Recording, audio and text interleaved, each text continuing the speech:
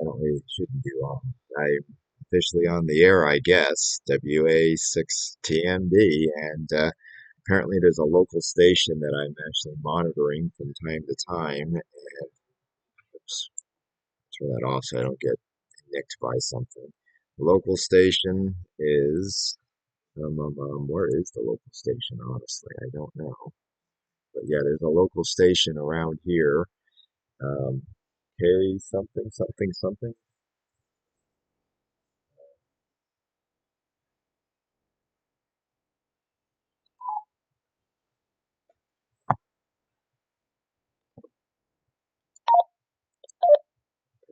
Radio. Yeah, there's actually commercial radio on some of these radios. You can turn them on, which is kind of cool. But um, let's say, so yeah, I think it's KN4Z, basically YS. Seems to be a working repeater. There are a few repeater channels that seem to be okay, but I'm not getting a tail squelch.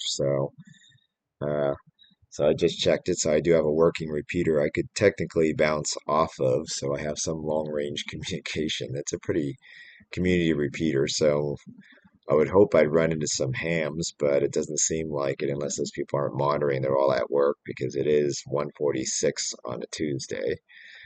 So tonight we'll be investigating Waverly Hills. We got the 8 hour all night there, and as a seasoned ghost hunter, don't exactly know. I wish I brought more stuff. Normally I brought bags of stuff.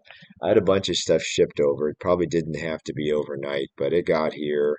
It got here fine, and I'm just simply trying to see what I'm going to have to bring back. Obviously, the radios and stuff. Now that I got a good night's sleep, my head is actually not spinning. Yesterday it was spinning, but doing disaster recovery, which there really was no disaster, but my brain was in crisis mode.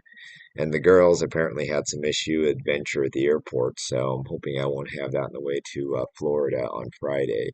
So I'll be doing some more itinerary planning tomorrow because I do plan to make it to um, Tennessee and a bunch of other places once I get there. I didn't really visit anything here because after I saw my check from last night, and even though I think, what's her name, got my drink, but I went and got dinner last night and I got breakfast, and that was already quite a bit. So, plus looking to my account, I guess the car does pre-charge and stuff like that. That's okay. So I guess I'm not worried about that and shouldn't really pay attention to that for the time being.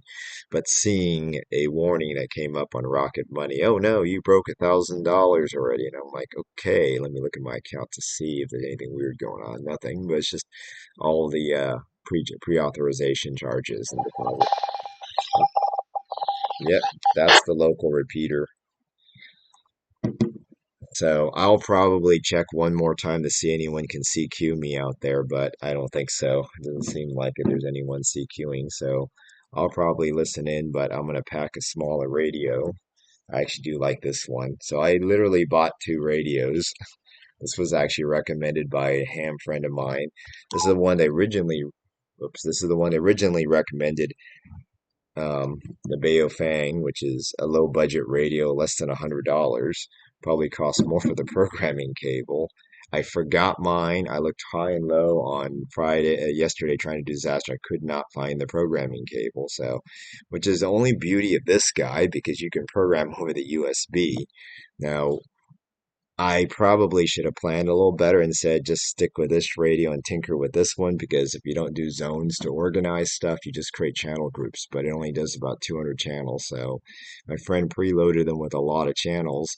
This one's a little weird because I think it's like 1,000 channels, but at the same time, they're actually allocated in group allocations. That threw me off because I couldn't figure out how they had the memory array. But once my head cleared this morning, had a good breakfast, I figured it out. And turns out using a tool Chirp, which really sucks by the way, it's probably the only best tool you have to export it to CSV. So that made my life 10 times easier. So if I were to move between radios, I have no trouble doing the zone allocation with or without their help because it seems to be a memory array address. So assuming Chirp can import it the CSV file, Sure I can figure out the rest between radios fairly fast because there's a little bit of an intuition that picks up on how these things work. So I just can't get the lingo just yet. But then again, this is literally the first time I'm going all out with ham radios.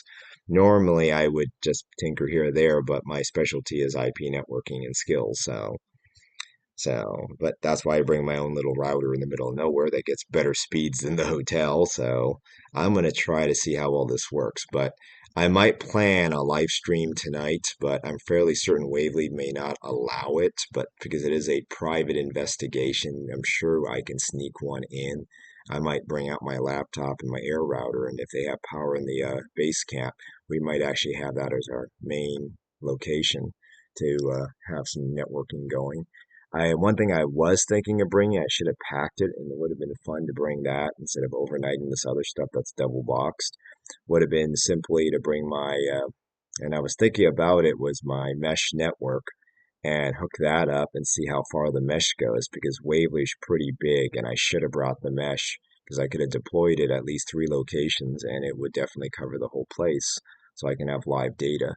But I'm pretty sure the group doesn't want live, so I'm going to go with the body cam recording, and hopefully tomorrow night I'll process the data on an upload. So there's my thing. Visit my other channel, which is Drake's Paranormal Adventures, so I should be able to do a little stream there tonight.